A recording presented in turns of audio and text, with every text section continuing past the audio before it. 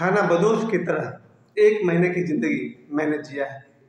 ये बात है 1998 1998। तब मैं संजीव कुमार साहब के बंगले के पास रहता था और आज 6 नवंबर 1985 तो संजीव कुमार साहब का देहांत हुआ था, जिनसे हम सब 1985 या 86 हो सकता है, क्योंकि बहुत छोटे थे हम उस समय जब उनका देहांत हुआ था। और हम अपने जीवन में संजीव कुमार साहब से बहुत प्रभावित रहे और मेरा सौभाग्य है कि मैं रहता था संजीव कुमार साहब का जहाँ बंगला है पाली हिल में, मैं वहीं रहता था। वहाँ एक गुरुनानक पार्क है 16th रोड के पास।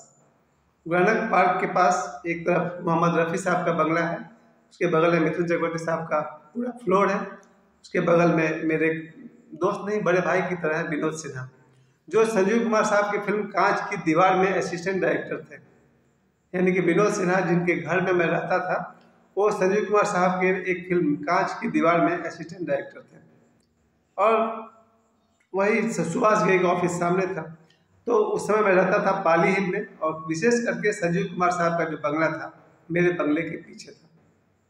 जब भी मैं वहाँ से गुजरता था तो मुझे याद आता था कि कभी यहाँ पर इतने बड़े शख्सियत संजीव कुमार साहब हुआ करते थे। उन्हीं दिनों एक धुन सवार हो गई। ये बात मैं इसलिए कहना चाहता हूँ कि जीवन में ऐसा हुआ था तो एक बार ये बात सबको पता होनी चाहिए। तो मैं जिनके घर पर रहता था उनको एक धुन पकड़ लिया कि बांद्रा में जहाँ पर समुद्र लीलावती हॉस्पिटल के सामने जो समुद्र है उसके किनारे कुछ लोगों ने समुद्र के किनारे ही बीच पर जमीन छेक करके यानी जमीन रोक करके अपना झोपड़ी बनाना शुरू कर दिया। अभी भी वहाँ पर, अब तो नहीं होगा, वहाँ पर 1998 की बात कर रहा हूँ, वहाँ पर बहुत सारे लोग बिना सरकार के इजाज़त के कहीं भी 4 बांस लगा दिया, तंबू लगा दिया, रहने लगे, यानी बंजारे की जिंदगी।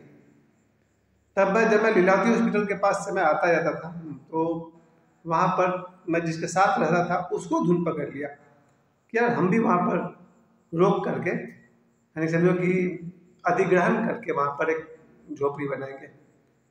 लगभग 15 दिन लगातार जो वहाँ पर जो बांद्रा का जो बीच है वहाँ पर 15 दिन लगातार वहाँ पर बहुत सारे कचरे लोग फेंकते थे, पॉलीथीन वगैरह ज़्यादा था।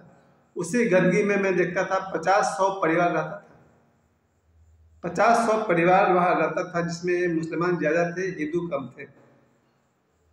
मुझे उस जगह का नाम भी कुछ याद था हमको। तो उस जगह पर ये लोग भी जो मेरे जिनके साथ में था उन्होंने भाई 4-5 बांस मंगाए, 4 बांस का जो दीवार होता है यानी 8-10 बांस मंगा करके उसको 3-3 फीट गड्ढा करके उसको बांध करके प्लास्टिक बिछा करके एक घर तैयार कर लिया। एक दिन में नहीं, वो घर तैयार हुआ था 3-4 दिन में। मेरा काम था दिन भर ला करके वो बांस का इंतजाम करना, वो तंबू बम्बू लगाना, दिन भर मेहनत करना पसीना में, और रात होने के बाद रात को सोना वहीं पर हमको पड़ता था। वो मेरे जीवन के ऐसे दिन थे जिसकी बात मैं इसलिए भी कर रहा हूँ कि सिर्फ मैं ही नहीं, मैंने सैकड़ों लोगों को देखा है खाना बदोश की ज़िंदगी जीते हुए। और खाना बदोश का मतलब होता है खाना बदोश, खाना मतलब घर, दोष मतलब कंधा। जिनके कंधे पर घर हो उन्हें खाना बदोश कहते हैं। खाना बदोश लोग एक जगह नहीं रहते हैं, वो जगह बदलते रहते हैं, उनका कोई अपना घर नहीं होता। तो वो ज़िंदगी मुझे भी देखनी पड़ी, मेरे कोई कर्म रहे होंगे, क्योंकि सौभाग्य से जहाँ मेरा जन्म हुआ वहाँ तो मेरे दादा परदादा के ज़माने का बना हुआ घर तो है ही। उसके बाद भी उस घर से इस घर में पहुँचने तक मुझे 7 बार घर बदलने पड़े। मेरा पहला घर जो छपरा जिला में, दूसरा घर कतरास में, तीसरा पाथरी लोकोबिहार में, चौथा ट्रैफिक कॉलोनी जहाँ मैंने 15 साल से अधिक बिताया, फिर 5वां में मुझे वापस लोकोबिहार ही नए घर की बना करके रहना पड़ा, फिर छठा मोहन बिहार शिव मंदिर के पास, और अब 7वां ये रायचौधरी कंपाउंड। ये मेरा 7वां घर। इसके अलावा मुंबई की गिनती करेंगे वहाँ भी 7 घर मिलेंगे जहाँ मुझे अलग अलग रहना पड़ा। उनमें से आज की जो बात कर रहा हूँ वो खाना बदोश की ज़िंदगी। जब शाम को हम सोने जाते थे तो समुद्र का जो पानी था वो मेरे उस झोपड़ी को पार करके किनारे तक पहुँच जाता था, यानी मेरा झोपड़ी पानी में ऊपर नीचे करता था पूरी रात। वहाँ एक चौकी लगा दिए थे हम, उस पर चौकी पर सोते थे और रात भर चौकी मेरा 1 फुट ऊपर 1 फुट नीचे झूलता रहता था, क्योंकि नीचे से पानी पार करना था। तो वहाँ पर कागज पॉलीथीन यही सब फेंका हुआ था। नीचे से समुद्र पार करता था और पूरी रात ऐसे ही झूला झूलते रहो और उसी में हम रात को 9 बजे खाना खा कर आते थे, सो जाते थे और समुद्र के बीच में कुर्सी लगा करके हम बैठ जाते थे। सोचिए पानी में हम बैठे हुए, आगे पूरा अनंत समुद्र है और पीछे वो जगह है, वो रिक्लामेशन नाम है, रिक्लामेशन बांद्रा लीलावती हॉस्पिटल के सामने की बात है। अब ये मेरा रोज का रूटीन था, रात भर समुद्र के किनारे सो। पर एक सप्ताह के अंदर ही सबका मूड खराब हो गया, उस जगह से सब वहाँ से हटाए, हम भी हट गए सब लोग, क्योंकि वो सरकारी जगह है ना, वहाँ पर कोई रह नहीं सकता। और उस एक सप्ताह में मैंने देखा कि दिन में भी हम वहीं जाते थे, दिन में भी बहुत गर्मी में वहीं रहना समुद्र में, और पानी का लेवल बढ़ता था घटता था। उस एक महीना तक की ज़िंदगी में मैंने देखा कि क्या होता है खानाबदोश की ज़िंदगी, बंजारे की ज़िंदगी। उस प्लास्टिक का दीवार, प्लास्टिक का छत, बांस बंधे हुए हैं, उसी में दिन भर रहना है। एक आदमी तो मूंगफली बेचने जाता था सुबह में, शाम को लौट आता था।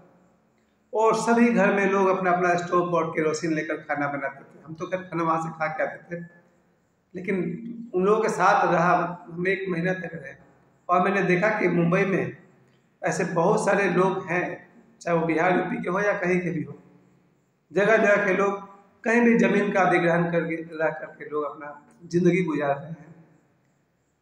वो तो दूर की बात है, यहाँ वो तो एक महीना मैंने गुजारे ही खानाबदोश की तरह। ये जानते हो भी कि भगवान की दया से मेरे पास एक राजा की जिंदगी थी यहाँ पर धनबाद में।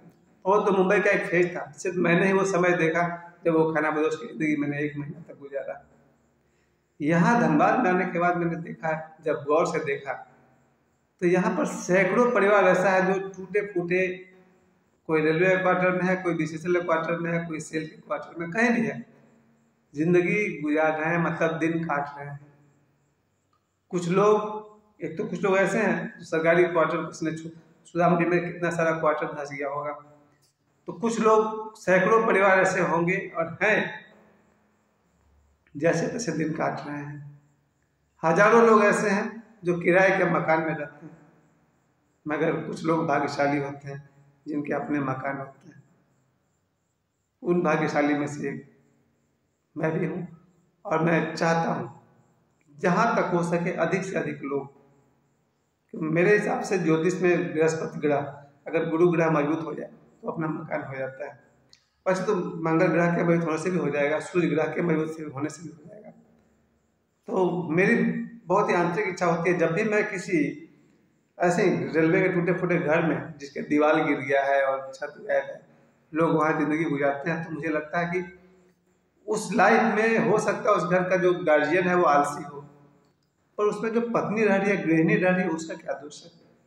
उस घर में जो 4-5 बच्चे रह रहे हैं, उनका क्या दोष है? उनमें से एक तो जंगल के पास रहते थे, उनको तो पिछले हफ्ते सांप ने काट लिया था। तो जो लोग भी जैसे तैसे जिंदगी गुजार रहे हैं, कोई टूटा फूटा मकान में है, कोई किराए के मकान में है, तो खास कर मुझे गृहिणी को देख करके बहुत दया आती है कि गृहिणी का दोष क्या है जो इस तरह से जिंदगी गुजारने को पसंद है। दीवार आ जाए कल को ढह सकता है। वो जो बच्चे, छोटे छोटे बच्चे जो उसमें रहते हैं, एक ऐसा भी परिवार है जिसके यहाँ बिजली है ही नहीं। सोचिए रात भर बिना बिजली में वो लोग रहते हैं, कई साल से रहते हैं। तो ऐसे भी मकान है, कोई रेलवे के टूटा फूटा मकान में है। मैं जाता हूँ तो चूंकि मैं ट्यूशन मास्टर रहा हूँ, इसलिए सैकड़ों घर से मेरा आना जाना रहा है। बहुत सारे मैंने ऐसे घर में पढ़ा है जिसके घर में बिजली तक की व्यवस्था नहीं है, लोग रहते हैं। ऐसे में इन दिनों जो सबसे ज़्यादा मैं चर्चा में रहा वो ये रहा कि मेरी हार्दिक इच्छा है कि छोटा से छोटा शहर हर आदमी का अपना घर, क्योंकि गृह लक्ष्मी को अधिकार है कि सुविधापूर्वक जीवन जिए। छोटे छोटे बच्चों को अधिकार है कि थोड़ी सुविधा तो जीवन में जरूर हो। और रही बात गार्जियन की, मैं मान सकता हूँ कि अचानक तो कोई जमीन ले नहीं सकता, घर बना नहीं सकता, प्रयास करना चाहिए। मैं तो यही कह सकता हूँ कि भाग्य में क्या लिखा है वो तो हम नहीं जानते हैं, पर हम प्रयास करें ऐसा तो जरूर है हमारे पास में। कोई भी आदमी अगर मेहनत करने लगे, चाहे वो मूंगफली बेचता हो, चना बेचता हो, कोई भी तरह का काम करता हो, अगर वो लगातार मेहनत करे तो साल 2 साल 5 साल 10 साल में अपने लिए एक घर तो बना ही सकता है।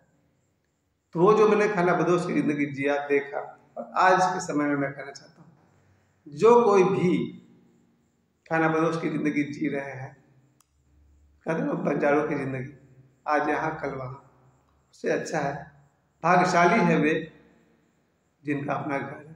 या फिर ऐसे कहिए कि जो भाग्यशाली होते हैं उनका अपना घर होता है।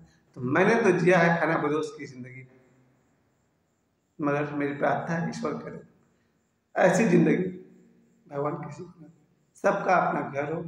मेरी तरफ से बहुत सारी शुभकामनाएं।